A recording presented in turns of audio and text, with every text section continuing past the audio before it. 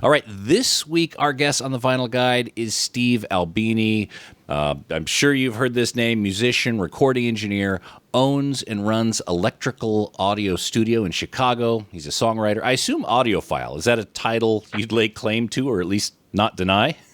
I don't consider myself an audiophile in the sense that I don't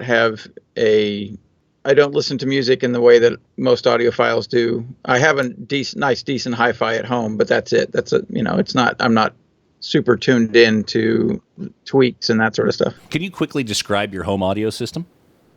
Yeah, I have a Project One turntable and an NAD preamp and a Marantz power amp that has been refurbished. It's pretty old. It's from the 70s, I think. Mm-hmm.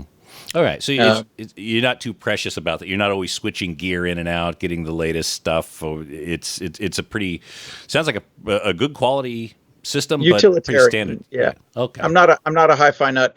I just appreciate having a functioning turntable with a decent cartridge. I have an Ortophon on there now. I used to have a Shure V15 on there, V15X, I think. Mm-hmm. I'm not super fussy. I just like a working system that's simple enough to use where I don't have to like have a whole ritual. The only like sort of fancy aspect of my home hi-fi system is that I have a record washing vacuum cleaner thing. I can't remember who made it, but it's a wet vac washing thing to clean my records. Do you religiously clean your records before each play, or is it only when they need it? Anything that I've never played before, I'll clean using the wet vac, but otherwise I'll just use a record brush on it. Do you use all static sleeves and everything, or you just slap them back into the... No, just whatever. I mean, these days, a lot of secondhand records come with, aftermarket paper or paper and plastic sleeves because the old dust sleeves have been lost, Mm-hmm. But if I'm buying a new record, normally whatever the record comes in is fine by me. Just a normal paper sleeve is fine. And how often do you get a chance to go out to record shops and bring home some new loot? I'm going to say half a dozen times a year, something like that. I have a couple of friends. I have friends who work in record shops, and occasionally I'll get clued into something that's just turned up that I'm interested in. And a friend of mine, Brett Ralph, just opened a record shop in Louisville, Kentucky called Surface Noise. It's records and books, and it's curated to a significant degree. And I've intended to make it down there because he has excellent taste in music and books, and so I want to make it down there. But otherwise, I typically go to my haunts in Chicago. There's Reckless Records, which is an outstanding rock and indie record store. They have a couple of locations in Chicago. My wife Heather used to work there, and we know a lot of the people that work there just on a social level. And so it's a very comfortable place, very knowledgeable staff, a really, really huge collection. And they have a system that allows you to put in an alert where you can ask their buyers to keep an eye out for certain records for you. So even secondhand and out of print records, you can put in a special order for, which I think is kind of cool. Then there's another shop in Chicago called Dusty Groove, which is an exceedingly dangerous place for me to go. It's all black music from all eras, and it's largely secondhand, but does also have reissues in it. But that's a wedge of my collection that has been historically underserved, and so whenever I go in there, I always go in there planning to pick up a record or two, and I can't get out of there without spending $400 or $500. Oh yeah, I know that feeling. So Reckless, Dusty Groove, those are kind of your go-to shops. What would be an example of when a record store calls you up and says, "Steve, we've got a copy of XYZ here"? Like, what are you looking for right now? I don't actively look for things, but for example, there's like a fragment of my taste spectrum, which is English boogie rock music, bands like Dr. Feelgood and the Bishops and Motorboy's Motor and Pink Fairies and that sort of stuff. Groundhogs, like it's not a very it's a kind of a specific slice of English rock music, and there are certain bands whose records that are hard to come by. There's a band called Stackwaddy, for example. They were on the Sunflower label, I think, John Peel's record label. Mm-hmm. So I got a call when a Stackwaddy record showed up, for example, because from a friend of mine who knew that I was looking for the Stackwaddy album, things like that. Oh, okay. Is there anything in particular you're looking for right now? No, I don't. I'm not actively looking for anything. I just like whenever I go out and thumb through records, I'll surprise myself at seeing stuff that I had that hadn't crossed my mind in years, and I'll be like, oh, suddenly I'm curious about the band Hollywood Autopsy, a name that I remembered from the early '80s, but never heard their music. You know, like, oh, look, there's a Hollywood Autopsy record. Now I guess I have to buy it and listen to it. You know?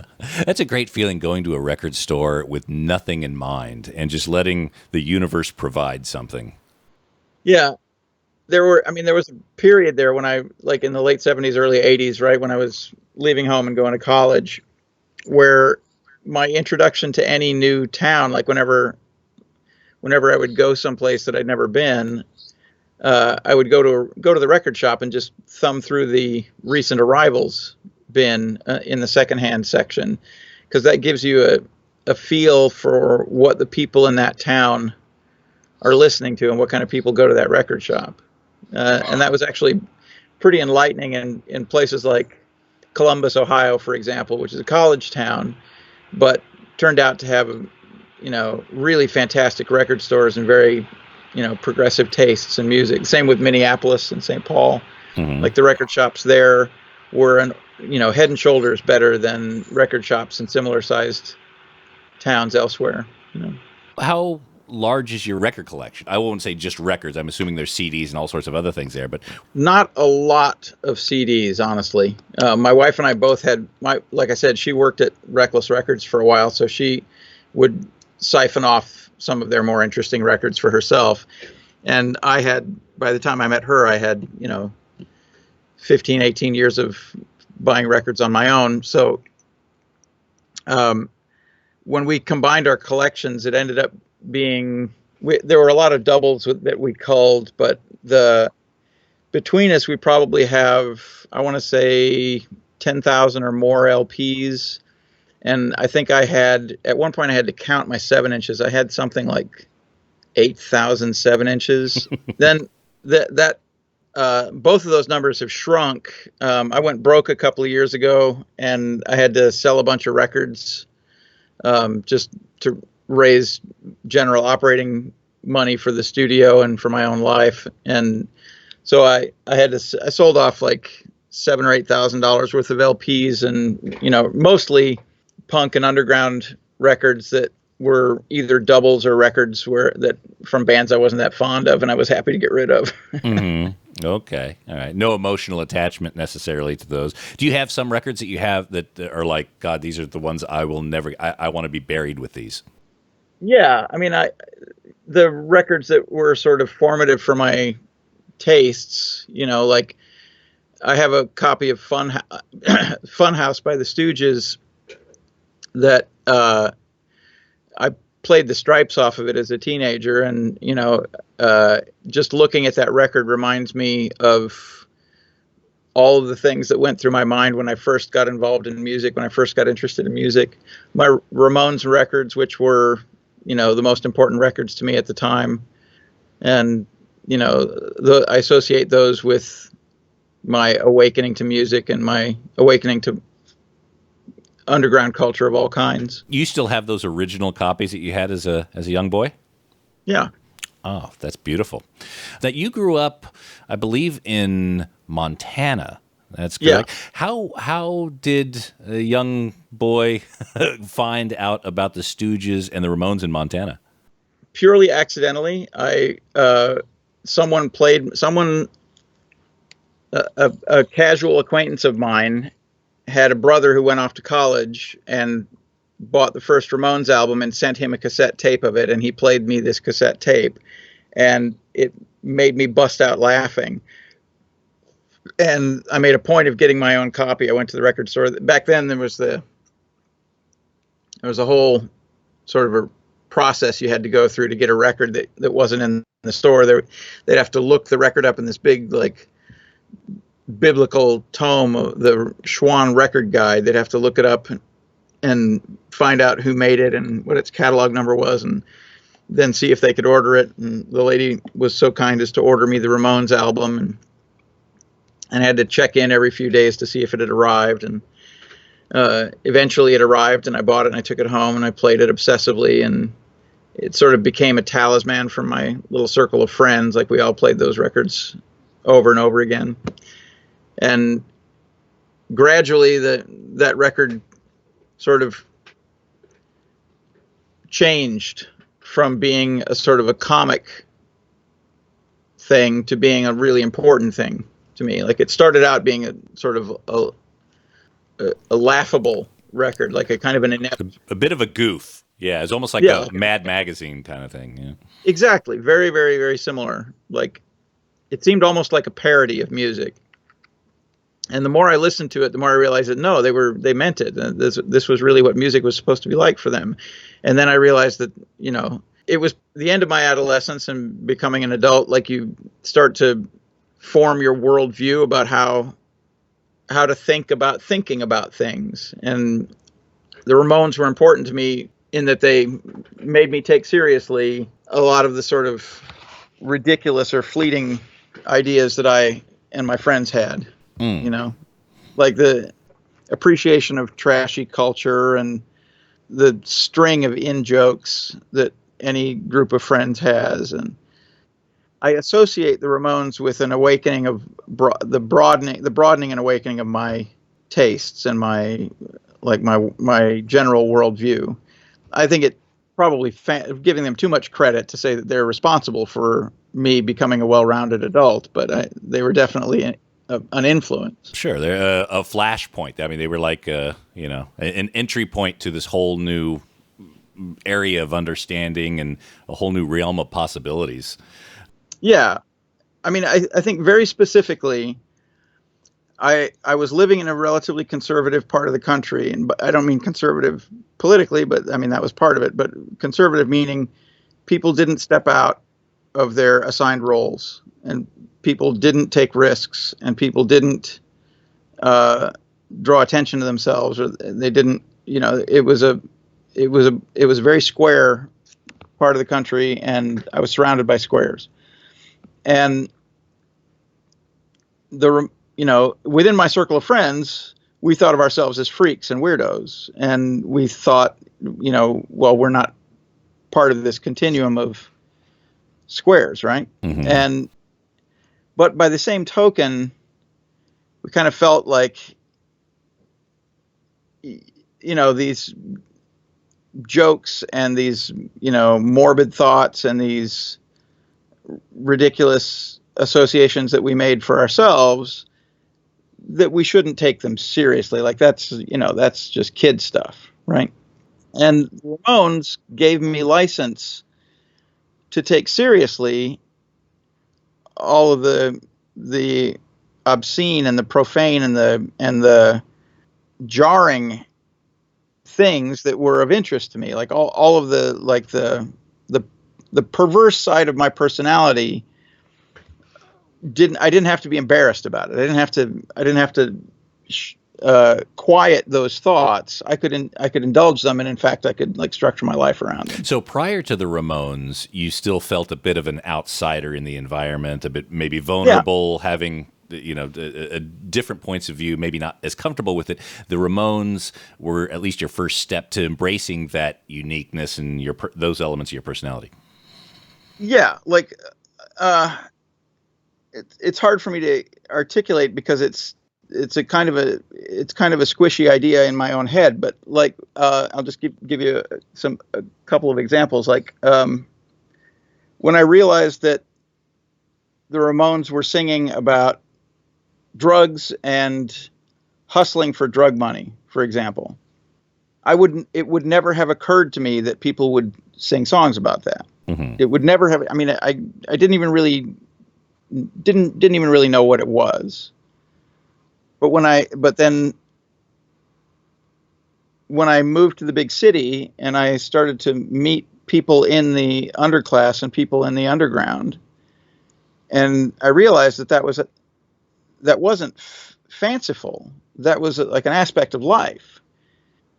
And they had taken what had been complete underground stuff and brought it into their aesthetic and embraced it as a part of normal life, right? So now when like I meet a dope fiend, I can't just dismiss that person. I have to take that person seriously. Mm-hmm. Or I guess what it was it made it so that things that were marginal and outcast and things and people that were objects of ridicule or that were not to be taken seriously by straight society, it gave me license to take them seriously and to think about them and to evaluate these people as real people and not as caricatures. Right. Yeah, it allowed you to be able to have empathy and to understand that they have their own reality they're working with, and just because, we're brought up with a certain set of values doesn't make ours correct. Yeah, and it went hand in hand with me becoming more enculturated into the music scene in Chicago, which was the punk scene in Chicago was the dregs of society, like. Mm-hmm. All of the misfits and outcasts sort of gravitated toward the punk scene in Chicago, like literal petty criminals, people who would break into an empty apartment so they would have a place to sleep. People, I had a girlfriend who had been an occasional prostitute, that sort of thing I would not have even fathomed such a thing. And if I hadn't been allowed, or if I'd come across something like that, it would have shocked me and been revolting, or I would have shunned those people. You would have judged it. Yeah. But because they were now part of my peer group, and it was now part of the world that I was in, I had to take those people seriously. I had to allow for a much wider range of human experience than I would have otherwise. When you arrived in Chicago, you were already playing music or writing music, or where exactly were you at in the continuum? Yeah, I want to say I was 17 years old, and I had been in what we had tried to construct as a punk band in Montana, and then basically did nothing, went nowhere. And then I came here to Chicago, and I started going to shows, started meeting other people involved in the music scene, started trying to play music with other people. A year or two later, I ended up being in a band. And then from that, after I got kicked out of that band, I started my own band, Big Black. And from then on, I've basically been making music continuously since then. That would have been around 1981, 82 is when I started doing stuff as Big Black. Regarding Big Black, the first release, and this is, again, I don't have a copy of this. This is just from online research. Let me read you this. The first release of Big Black, the Lungs EP, the original EP came with an array of objects, including loaded squirt guns, bloody pieces of paper. Apparently one of your friends had a nosebleed, dollar bills, condoms, concert tickets, Bruce Lee trading cards, pictures of old people and firecrackers. And it goes on to say things like fish hooks and razor blades were discounted, fearing lawsuits. Well, I should say the fish hooks, razor blades, and there was, can't remember, the fireworks, fish hooks, razor blades, and the like bloody bandages and stuff. all of that stuff was put in the records as inserts, and they were sent off. There were a few of the distributors that ended up with the records that went through them and took out anything that seemed harmful. Okay. We didn't stop doing that. Right. But there were a couple of record distributors that said, "Hey, can you not send us records that have bloody gauze in them," and things like that. It just makes me laugh. So it was more, there was the music, but it seems like just with some of those elements, it's like a performance art piece. Is that how you guys were seeing it, or what's the thinking behind it? Yeah, so, I mean, at the time there was a lot of experimentation with what constituted a record. That you were like, when you'd buy a record, what do you get with it? Like you would get a record with a sleeve, and sometimes there'd be an insert, or if you were lucky, there would be like a poster, or and the first Big Black record, I say we, but it was me basically. I was into the idea of making each of the records unique, and making each of the records somehow directly personally related to me, and eventually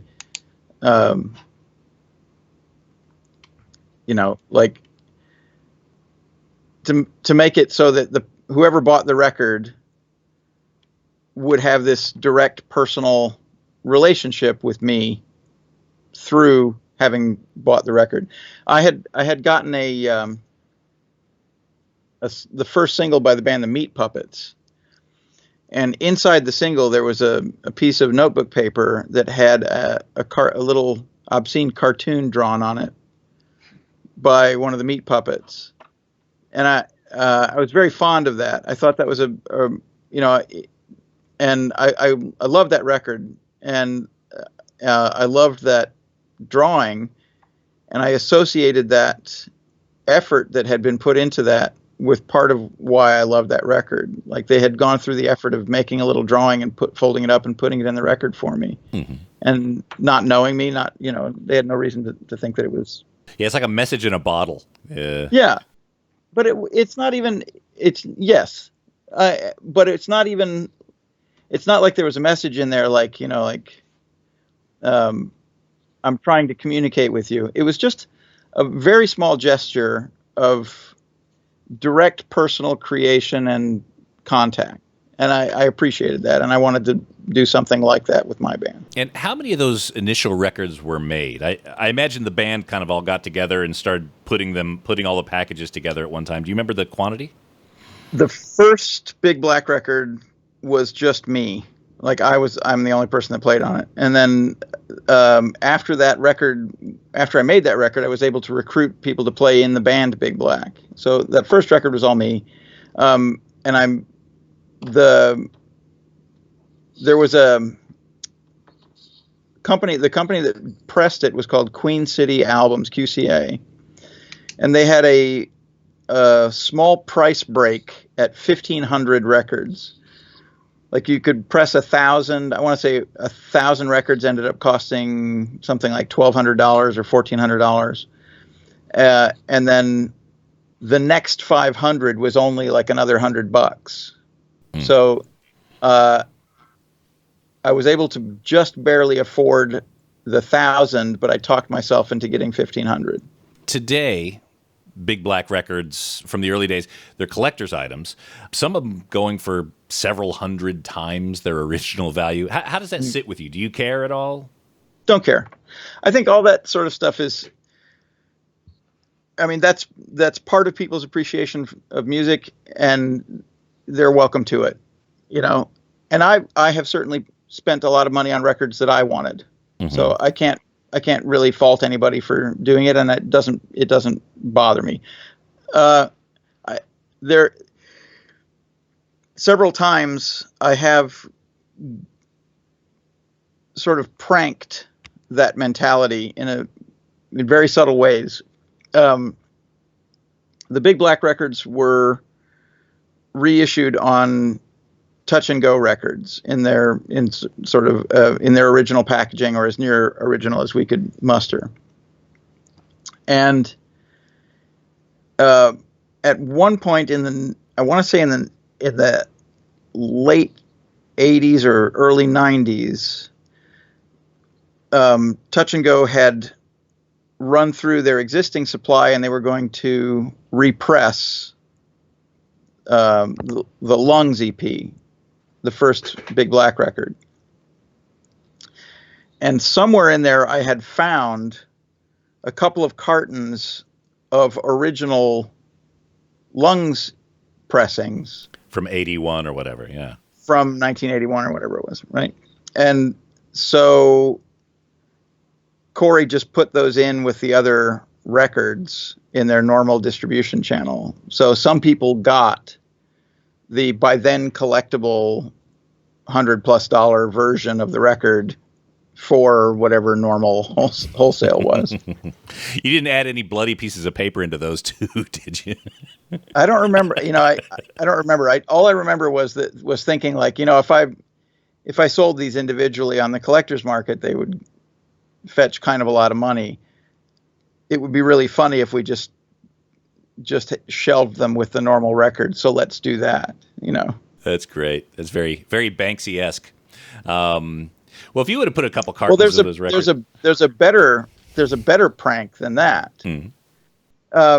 There's a punk band from Deerfield, Illinois called The Mentally Ill, and they put out a single in, I want to say 1978 or 79, called Gacy's Place, about John Wayne Gacy, the serial killer, right? Grotesque record, one of my favorite records. It's a truly absurd slice of the sort of punk mania. One of the ugliest sounds ever, one of the rudest subject matters ever, just a real distillation of the, punk of the moment not giving a shit, right? Mm-hmm. Fantastic record. Truly, truly hideous record. When they put it out, they pressed it up themselves. They had no idea how to sell it or to whom they would sell it. I think they made 400 copies of it. Absolutely no idea how to get rid of them. So they went to like the local chain record stores. I think Rose Records was the regional chain. And they just put their single in the singles bin with the other singles. They like reverse shoplifted their record into the record stores. Mm-hmm. So somebody going to, Sam Goody's or Peaches or whatever the fuck it was, like might buy the Lionel Richie single, or they might buy the Mentally Ill single. And then it would get rung up at the counter, and they'd walk out with it in their little plastic bag. I think that's one of the most perfect bits of like sort of guerrilla band behavior that I've ever encountered. So we I was in a very bad band when I was in high school, and we did something very similar because we printed up records. We had no idea how to sell them. We took them to the local record store, put them in the rack, and then we bought one we still have the sealed bag of it just because it's like, this is our first record sold. Wow, it turns out that was a thing, the reverse shoplift. I didn't know, Well, all this time I thought they'd invented it. No, as an artist, you want to see your work legitimized and put, and so if you see it alongside Lionel Richie or whatever like that, whatever was available at the time, you think, oh, wow, my record's now in a store. You could confidently say, my record's been sold at Rainbow Records or whatever like that. So bands do it all the time. They do consignments, but, I think more than half of them don't even collect the money. I always collected the money. It would never occur to me not to collect the money. There is money that was uncollected from 30 years ago that still burns in my heart. Yeah, it would never have occurred to me not to collect the money. I think it's more of it's not a whether they need the money or not. I think it generally comes down to organization. When they put 10 records in one store, 4 records in another, and then you extrapolate that by 20 record stores in the area, you lose track without a spreadsheet back in the day. So when it comes to your particular music listening habits. Do you spend a lot of time listening to music? I imagine being in a recording studio, 12 plus hours a day, your ears get tired. Do you spend much time offline listening to new music? Not nowhere near as much as I did when I was just a fan of music. Like when I was just a fan of music, I was constantly finding excuses to go to the record store or go see bands live or listen to music at home. And working as a recording engineer, working in this profession, it does change your relationship to music. And I now find myself not terribly interested in listening to music when I'm not at work. When I'm at home, if I've been if I have a day off, toward the end of a day off, I'll start putting records on with my wife. But if I've been in the studio all day, punishing myself with rock music all day, and I get home, I make dinner, I start relaxing. It's around midnight. There's no chance that I'm going to put records on at that stage. There was a guy named Malcolm Chisholm who was an educator at Columbia College in the recording program here, and he was often invited to go see live music by his students, and he always declined. And his stock line when he would decline was, "Do you know what a hooker doesn't want to do on her night off?" And I'm not quite as jaded as he is. Like, for example, I'm going to go see the band Neurosis. They are playing tonight, and they're friends of mine. I've worked on a bunch of their records. I'm a big fan. There's another band that I'm curious about that I've never seen live, Converge. They're opening for them. I'm curious about them.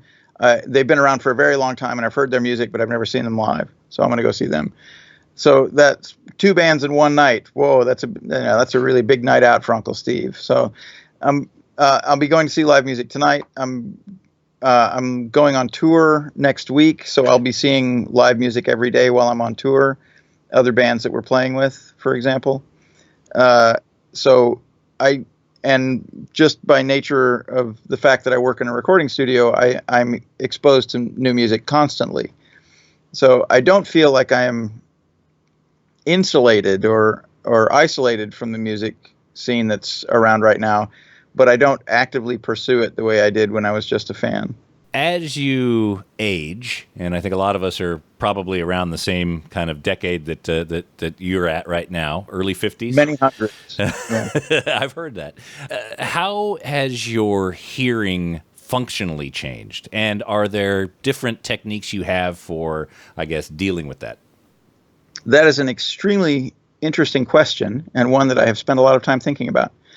I'm certain that my hearing is not as acute as it was when I was in my teens or in my 20s, just because I'm older. I have not had my hearing tested, and I am disinclined to have my hearing tested because I don't want to be making conscious compensations based on a figure on a test result.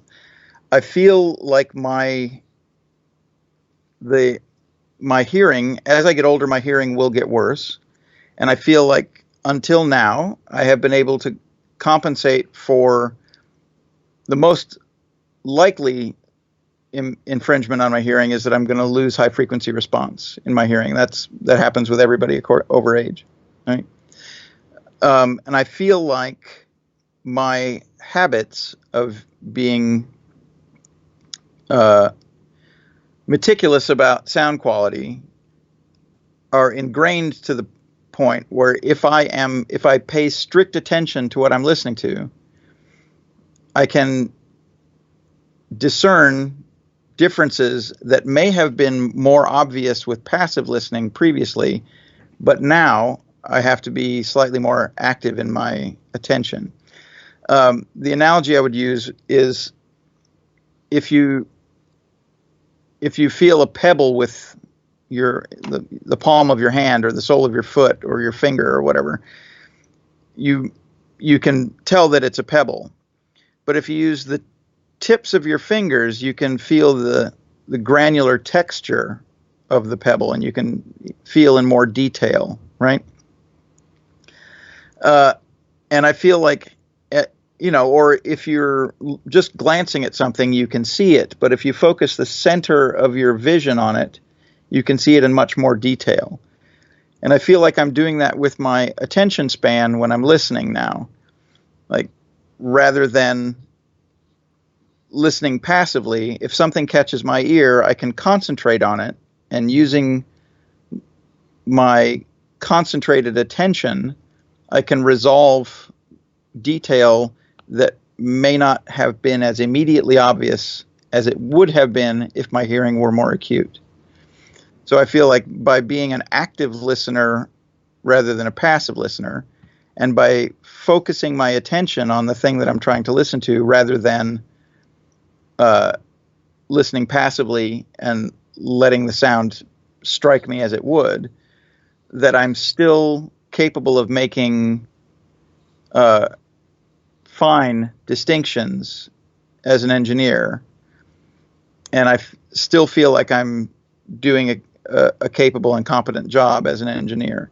There may come a time when I will not feel that way, and where I will feel that my hearing has been compromised to the point where it's irresponsible for me to be making records for people. And long ago I made up my mind that if I got to that point, that I would stop. And I am regularly interrogating my results and my practices to see if I can detect a failing. Like, I'll make a small change in the tone of something using an EQ, and I will try to be as cold-blooded as I can about what I'm listening to and whether I'm able to discern good and bad effect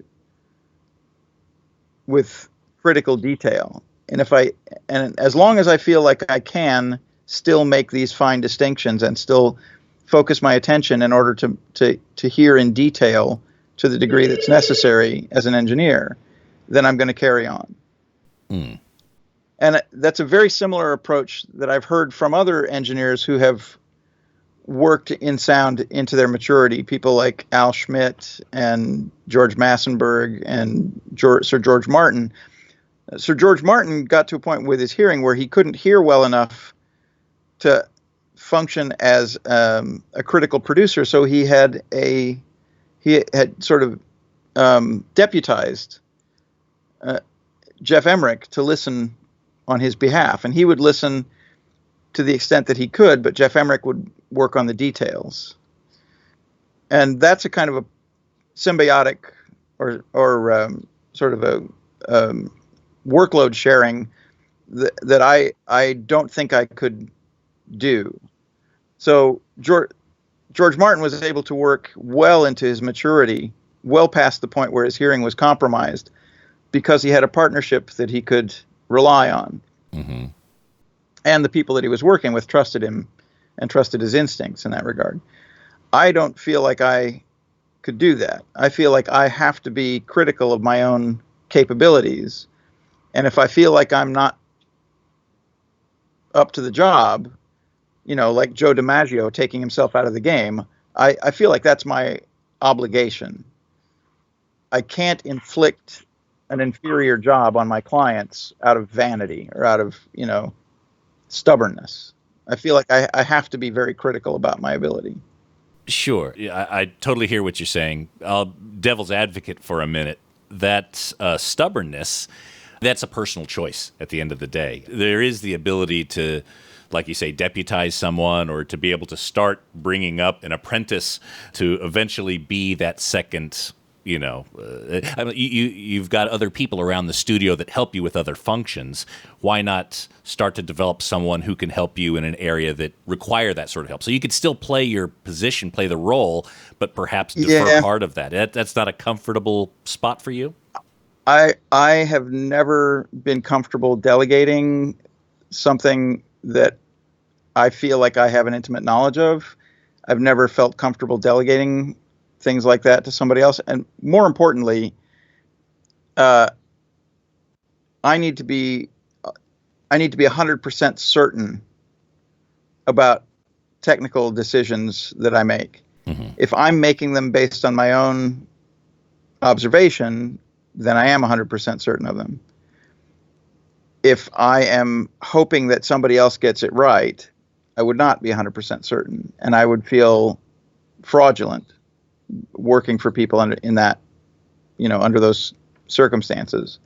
So I feel like I have to carry on working, partly due to the financial burden that I've strapped myself with, but primarily because that's my profession. That's all I know how to do, really, is make records for people. So I'm going to carry on making records for people.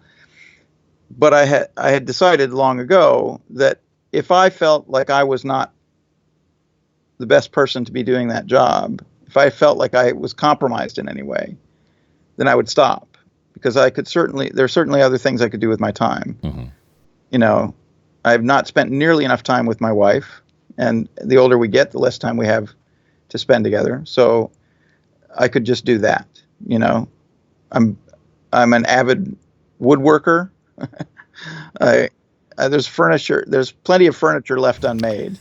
There's, You're quite the chef. You have quite a few interests. Now, going down that lane, the option now is to protect and prolong the hearing. When you're going to go see Neurosis tonight, or when you're going on tour, what sort of tactics do you use to preserve that? I carry earplugs with me all the time. I have earplugs in my pocket now, and I will be wearing earplugs. Like when I go out into the street, when I ride my bicycle, when I go into any public place where there's going to be noise, I wear earplugs. I don't wear the attenuators, the sort of clinical attenuators that bring the sound down by a few dB. I wear foam rubber earplugs that knock it down 20, 30 dB. Like I'm limiting the sound exposure that I have when I'm not working, basically, or when I'm not at home. When I'm on tour with the band, in the van traveling between gigs, it can be a noisy environment. I'm wearing earplugs. When we're in the club, loading in during sound check, or setting stuff up, there's playing music through the PA. When I'm in the crowd before we play, backstage where it's a noisy environment, any noisy environment, any environment that's got clatter or invasive sound, I'm wearing earplugs. I'm a card player. I play poker as part of my livelihood. So if I'm in a casino playing cards, or if I'm in a card room, even in a private game, it's generally a noisier environment than my home. I'm always wearing earplugs. When I'm traveling in a car, if the windows are open in the car, or if there's, traffic noise or whatever, I'm wearing earplugs. Essentially any non-critical place that you have. Exactly. Yeah. Now, and so my band, Shellac, when we play, our stage volume is not terribly loud. Like I have an amplifier, Bob has an amplifier, but we don't use stage monitors. A lot of bands have foldback monitors that are blaring at them at essentially concert level. We don't use monitors in that way. I'm listening to the acoustic sound of the drums and the acoustic sound of Bob's bass amp and the reflected sound of my own singing from the PA. I don't have monitors blaring at me. So our stage volume is quite comfortable. And while we're playing on stage, I don't wear earplugs. Literally every minute from when I arrive at the venue until I leave, other than when I'm on stage, I am wearing earplugs to protect my hearing from all the ambient sound. Mm-hmm. But while we're on stage, because our stage volume is modest, I can get away with not wearing earplugs. When you have several different roles, obviously, and can do more, as you've shared, majority of the time you're in the recording studio. At what point do you shift from being engineer Steve to creative musician Steve? I was discussing this with somebody else. Earlier. I see them as being essentially divorced from each other. Like when I'm in the studio working for another band, I am their employee. I am working for them to make their record however they want to make it. When my band is in the studio, or when my band is on stage, or when my band is in rehearsal, it is a completely selfish enterprise. We are only thinking about ourselves and each other. We're only thinking about our own music and each other's ideas. I don't have enough capacity to consider any other thing while I'm working with my own band. So, for example, when Shellac is in the studio, the beginning of the day, the setup and the sound check and all that sort of stuff, I'm behaving like an engineer. Like we assemble all the gear, we get everything rigged up, get everything working, get the headphone mix running. At that point, someone else comes in to operate the tape machines, and I become a band member, and I basically don't think about the engineering tasks from that point on until we're finished. That takes incredible discipline to be able to just shift that. How do you do that? It's a conscious decision. You just decide, all right, I'm through with that. I am not going to think about it again. And then, in an emergency scenario or if something goes wrong, you obviously have to switch roles or whatever. But what I can't do, some people can divide their attention between a bunch of different things. And, part of their mind is working on this, part of their mind is working on that. I'm poor at that. So what I do is I focus on the one task that I'm doing at the moment, and I consider that like my entire,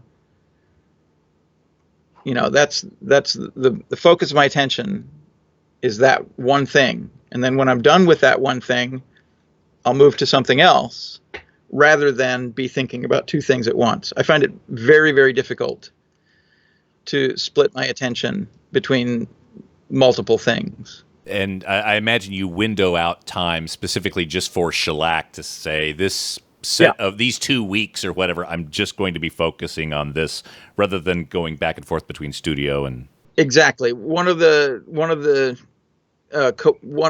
circumstances about having my time scheduled very tightly, like typically my time is spoken for months in advance. As an engineer, people book me, 3 to 6 months in advance. Mm-hmm. So my calendar is quite full most of the time, but it's quite obvious what days I am working and what days I am not working. And if I schedule something 3 months down the pike, I'll know that it's coming. Like, oh, there's going to be a 3-day Shellac weekend here. Then when we get to that 3-day Shellac weekend, I've obviously got all of my other shit out of the way. And I'll have nothing else on my mind for those 3 days. Mm. And then at the end of those 3 days, I get back to work, and I'm doing nothing but work until I get to another break in the schedule. I can't do anything spontaneously. That's the drawback of having my time scripted so tightly, is that I can't do anything at the drop of a hat. Like if my wife says, hey, let's go to a movie tonight. Unless it happens on a day off, the day that I had scheduled as a day off, my hands are tied. I basically can't do it. It's not uncommon for friends to come into town, friends on a touring band, for example, to text me and say, hey, we're going to be in town on Friday. Can you get free to come see us? And I have to apologize and say, well, I'm sorry, I'm working. I just don't have the flexibility that a person with a regular job does. And that's the drawback to that is that if an opportunity for something great comes up, even months down the pike, if my time is already spoken for, well, then I have to pass on it. Mm-hmm. But the good aspect of it is that I do know with some certainty when I'll be finished with a certain project, or when this is going to be done by then for sure. So that means a week later, when this other thing happens, there won't be anything impinging on it. Steve, is this your way of telling me that since we only have 5 minutes left in our scheduled interview that you can't go over? No, I mean, I'm going to have to go to the toilet eventually. But no, that's fine. Look, I want to respect your time here. I just have a few questions here that were sent in from listeners. Sure, tear it up. Karen from Brisbane, Australia. What's the best rumor you ever heard about yourself? I have heard on 2 occasions that I have died. Mm. There, prior to the advent of the message board culture on the internet, there was a protocol called the listserv, where you would get email exchanges from people who were members of the same listserv, and there were listservs that were, groups interested in different things. And I was on a music one called the Chug Changa list, and on the Chug Changa list, there was a flurry of activity relating to me having been killed in a car accident. And I, as a member of the list, I could immediately disabuse people of that notion and say, no, I did not, in fact, get killed. The other time that I heard about it was when I got a phone call from somebody asking me if I had been killed. And I had to tell him that, no, I had not been killed. Let me check. I'll get back to you. Yeah. Okay. Ben from Caldwell, Ohio. At some point in your life, who is a band you haven't worked with that you'd like to? There's a kind of a pantheon of people whose records I've always admired, and people whose behavior I've always admired and thought that I would work well with. I've mentioned these names many times. I think I would have worked well with AC/DC in their classic period. Now there's not much left of AC/DC, so I'm not so sure. I think Crazy Horse's records were touchstones for me. I just love the sort of free and casual quality of the playing, and I think they sound fantastic, and I would love to have had a chance to work on a Crazy Horse record. As far as individual artists are concerned, I really admire Willie Nelson and Dolly Parton, both of them, not necessarily because every record they make is amazing, but because they make a lot of records and they're all different and odd. And I think I would have been able to do justice to a Willie Nelson record, for example. But those are, that's all kind of pie in the sky dream ideal sort of stuff. I've had the opportunity to work with people who were literal heroes of mine. We mentioned that how much the Stooges' Funhouse, how much that record meant to me as a kid, and how much it sort of helped to define what music meant for me. And then, a few years ago, I got a chance to make a record with the Stooges. Iggy Pop and the Stooges made a record here at our studio, and I got to spend a month with them. And it was literally an adolescent dream come true, like something that could be described as a fantasy come to life. It was an amazing experience. Was it everything you thought it would be, or is it kind of one of those, be careful of meeting your heroes situations? Every one of the Stooges was as great at what I thought, like Ron was as great a guitar player as I thought he was, Scott and Ron were both incredible. Like being around the Stooges, being the Stooges was just incredible.